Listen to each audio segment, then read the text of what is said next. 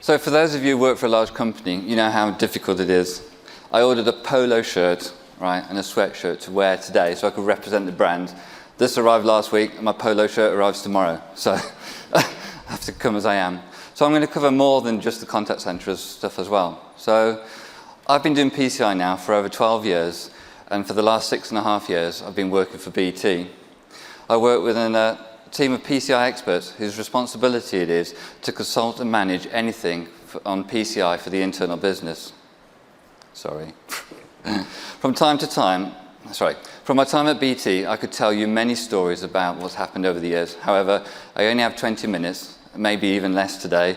So I thought I'd talk about a 4-year PCI program we ran where we looked to reduce our PCI scope and create a number of reusable blocks which would support the organisation to simplify our compliance efforts. We also had a deadline, just to make things even more difficult, of the 1st of April 2021. And we actually completed it at 23:59 on the 31st of March 2021. A little bit of close call. So, BT's been reporting PCI compliance since 2009 and is a priority of the board. BT operates in a highly regulated regulatory industry through our UK regulator, Ofcom. We actually have a dedicated PCI team, which includes 3 QSAs and 6 PCI specialists who have all our PCIPs, and we're also a participating organisation, and we have an ISA. At BT, we actually wear many hats. Not only are we a merchant, we're a service provider, a carrier network, and also, I was going to duplicate that, network operator. However, today's focus will be just on BT as a merchant. To give you some idea of our scope, I can tell you that we're currently performing 37 PCI assessments every year. This is actually down from 50 PCI assessments prior to our PCI program. We also currently track about 67 third-party service providers, but over the course of time, we've tracked over 180. And as Candice says, we used to work together, and that's a dedicated session in its own right. Okay. So as a business, we're made up of different multiple groups. So in our consumer space, we have 3 businesses which serve about 30 million households and is made up of the 3 core brands, which is BT, EE, and PlusNet. For those customers, we provide services such as BT Sport, broadband, mobiles, and fixed line connections. In our enterprise side of the business, we support businesses of all sizes across the UK and the Republic of Ireland. Their customers range from big household names, government... Oh, I've not done that, have I now? Sorry, thank you. They represent government departments and public sectors to small businesses and startups. Global. So for global services, they support government sectors. Sorry, I've gone one slide too far. For global services, they support multinational companies and governments. We service customers in about 180 countries. Openreach operates as a fixed line access network, and they're building our next generation of fibre. Strangely enough, though, there's actually very few times you'll ever need to pay with a credit or debit card within Openreach. The only time I've been told about the need would be if you were driving down the road and you ran off it and you knocked down one of the green cabinets on the side of the road. Obviously, we'd charge you for that, so you'd need to pay with a card. BT have over 200 contact centres, supported by about 20,000 contact centre colleagues. And we make and receive roughly about 1 million calls per month. Actually have so moving on, I've got to get used to this. Actually have the largest retail store network for any connectivity provider, and we also take about 80,000 card payments per month. And this is expanding all the time because as the brands have merged, we're actually cross-selling different products through these stores. We also have and support 13 different e-commerce sites, which include websites such as bt.com, EE Digital, PlusNet, and Redcare. We also have other areas of the business. Which include a couple of technology centres such as networks and digital. Now they look after anything to do with infrastructure and security services. And then there are other corporate units such as finance, HR, and corporate affairs. All right. Prior to the PCI program, our scope was vast and complex, with legacy systems and technologies, plus duplicate business processes. This offered us plenty of opportunities for simplification and rationalization of cardholder data. Right, I just wanted to mention next our goals and ambitions. Achieving and maintaining PCI compliance across all brands and all channels is a mandate of the BT board, and it's deemed part of our ability to trade. In order to simplify our PCI governance and assurance program, the board agreed to fund a multi-year PCI program with the objective of, firstly, achieving PCI compliance with no exceptions to protect the brand. Secondly, ensuring compliance can be maintained in the future and making it simple and efficient and in an adaptive manner. And finally, preserving or improving our customer experience. Supporting these objectives by aligning the standard methods across the company would not only reduce the costs, but also drive consistency and enable the uplease. I lost my notes there.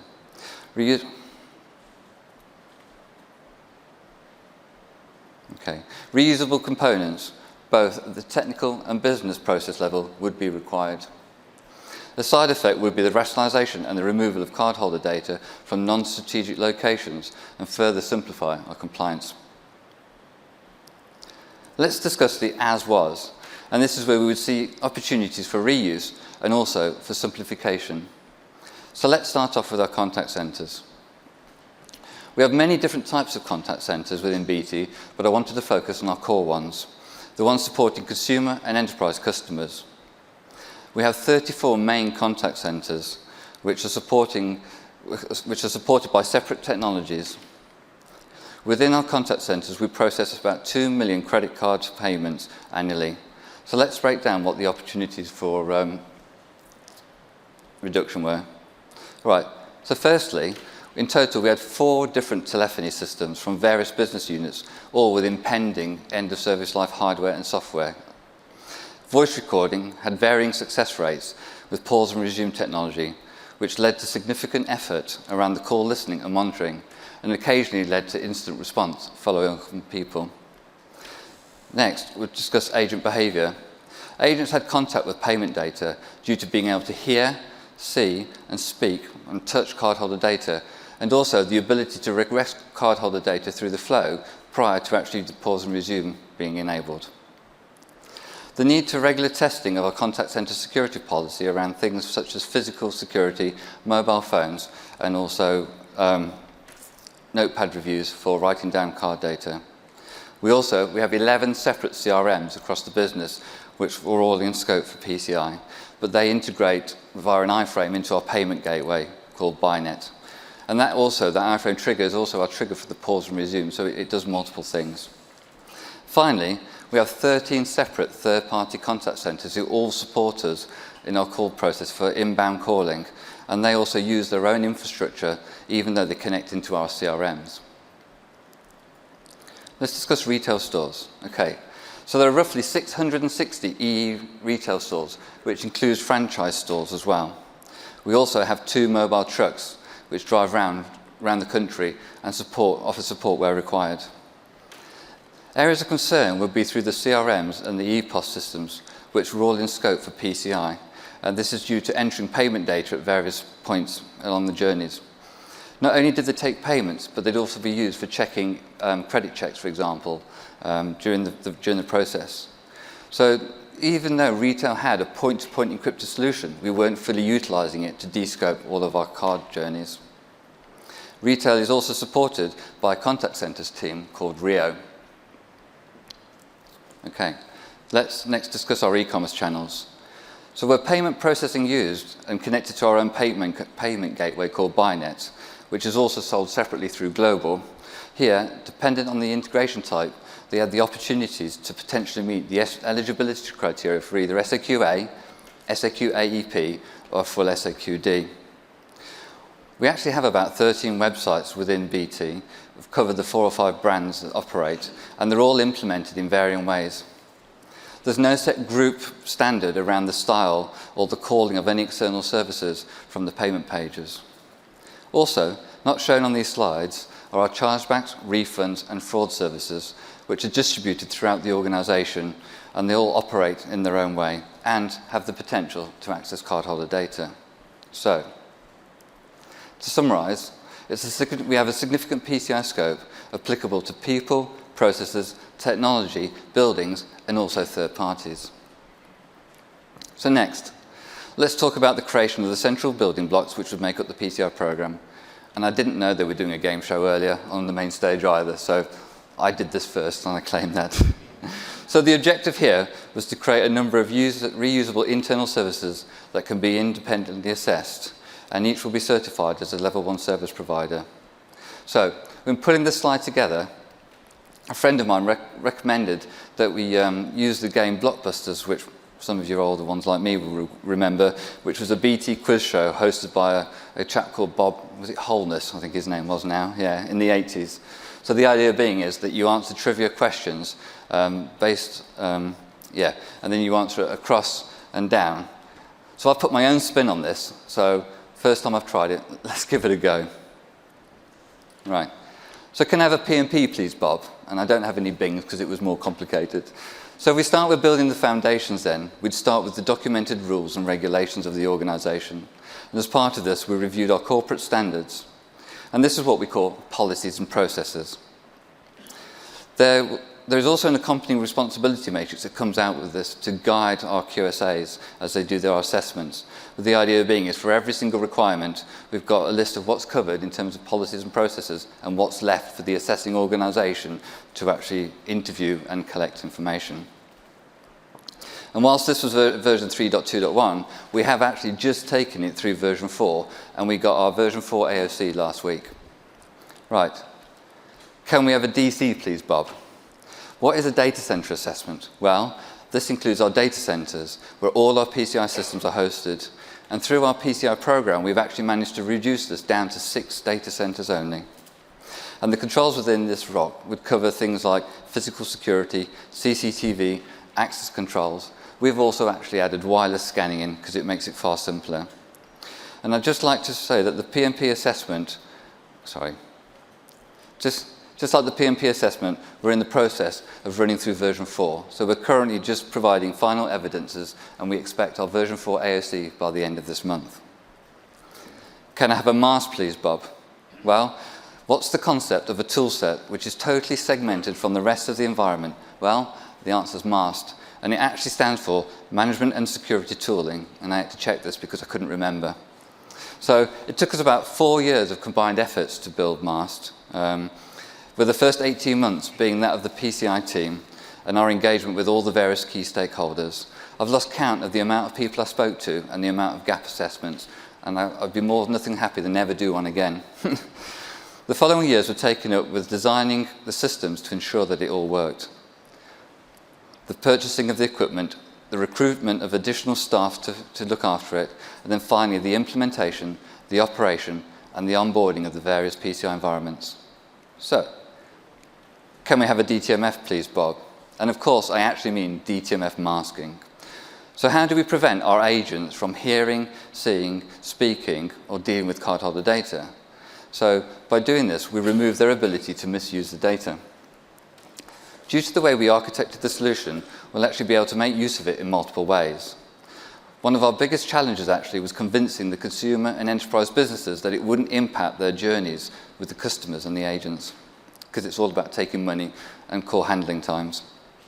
So as part of the DTMF solution, we also added the capability for pay by link, which we used in our email, SMS, and chat journeys as well, therefore providing customers with multiple ways of taking payments. We're lucky enough that we're able to jump on the back of a contact center evolution program within BT that have been tasked with consolidating those 4 telephony systems and voice recording systems into a single one for the entire group. So it's perfect timing. This individual project will cost multiple millions and will be the largest work item of the entire PCI program itself. It involved multiple teams with the development and the integration of all of our various CRMs. So give us a P2PE, please, Bob. Next up is the EE retail environment. Whilst P2P was deployed within the retail environment, in our stores, it wasn't fully utilised. So how do you reduce the scope of the people and systems?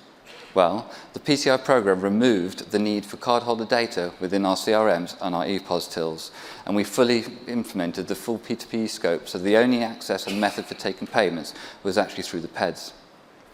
In parallel, due to the acquisition of EE at the time, we took the time to migrate all of the EE payment stack and fully utilise our BT Buynet payment tokenization vault. So we moved all those payment channels over to de-scope it as much as possible. And that was one of our other significant programs. So give us a CB, Bob. So CB stands for Group Central Billing, mainly because I couldn't fit the other letter in there. And after performing an exhaustive review of our various central services related to chargeback, refunds, and fraud, and investigations, etc., we set up a program to remove the ability for any of those teams to have access to full cardholder data, which, if you're aware of the fraud and investigations, is quite hard sometimes. Okay. So give us a Buynet, please, Bob. So this is the main central point of all of our assessments, right? So how do we reduce the scope and use of cardholder data everywhere? Well, we use Buynet, which is both a payment gateway and it was also a tokenization vault. So this also has the ability to not only encrypt and tokenize payment data, but also PII data. This technically is one of the easiest parts of the PCI program because it was already there, it's been operating, and it's already got its internal assessment sorted. Right, so give us a cloud, please, Bob. How do we set up our cloud and keep the PCI scope to a minimum? Well, we're currently working on certifying our cloud environments and their platforms with standard PCI-specific items and guardrails and standards. We're looking to build a centralized capability where we'll make PCI compliance simple. So what's next, Bob? Well, we're always looking for additional opportunities for building centralized capabilities to ensure the scope is kept to a minimum and we maximize our opportunities. So, just some final notes. We're required by the BTX Code, on behalf of the BT Board, commitment for some significant funding. This multi-million-pound programme and multi-year timeline. The PCI team set the standard for the strategic components for Buynet, CCE, DTMF, iframe, and our P2P environments, and then actively check conformance. It's also with open conversation with our acquirer and our QSAC around compliance requirements due to the removal of cardholder data. This communication is vital. So let's talk about opportunities for reuse. And I'm probably going to skip through this because I'm actually running out of time. So I'm going to start with e-commerce. There are a number of areas that we could focus on. Firstly, we performed an in-depth review of all of our e-commerce environments and the integration to make sure they met SAQA eligibility criteria.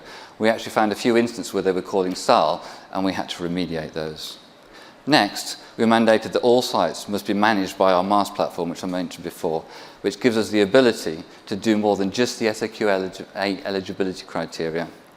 This gives us the ability to do stuff like authenticated vulnerability scans, internal vulnerability scans, and also ASV scans, and many of the other requirements. And finally, with the implementation of MAST on our e-commerce environments, we're now able to meet the majority of the PCI requirements in version 4.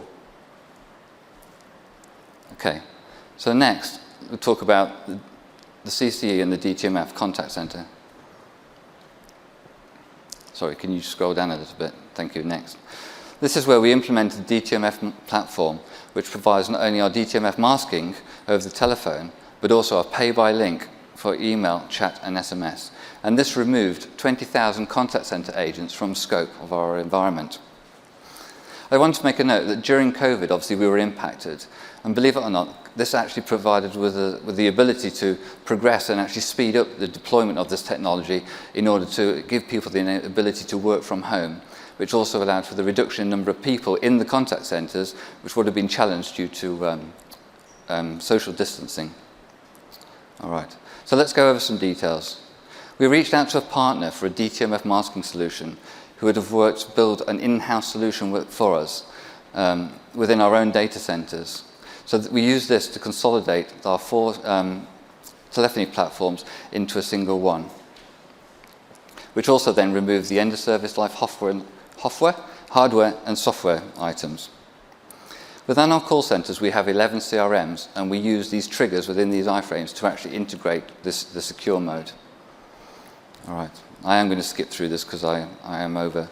So we go down to the final bit about the retail, please. So that's where we implemented the P2PE, and we've removed the need for any of our CRMs within the retail environment to be in scope for PCI and only use just our actual PEDs. All right. So a quick takeaway from the last 5 years then. So final thought, engagement with key stakeholders within BT. That took a significant amount of time and effort in order to demonstrate the expanse of our scope. We had to convince this business that we needed to do this in order to remove the systems, the people, and the processes from the future. Engagement with our acquirers was vital, allowing us to have different ways to approach the way we tackled our problems. Then, we looked for opportunities for reuse, like we did with the CCU program, the use of existing iframe within our CRMs. There are usually existing programs within your environment, and having an awareness of stuff outside of your remit is vital because you never know what other programs you can use in order to give you what you need. Okay. Again, COVID. COVID became an opportunity, enabled us to speed things up and get people working from home. Again, training and awareness. People think about agents and people using the systems, but actually it's the people developing the guardrails and the standards and implementing the technologies. It's key that you get the architects on board and they understand your scoping and what means what. And then finally, just that reuse drove reduction of PCI scope for the business. So I know I sped that up a little bit at the end, but I hope you found this information useful. And if you've got any questions or wanted to come and ask me any further detail, because I've got plenty of time to talk out there, then you'll probably find me by the coffee machines or by the cake stands. And thank you very much.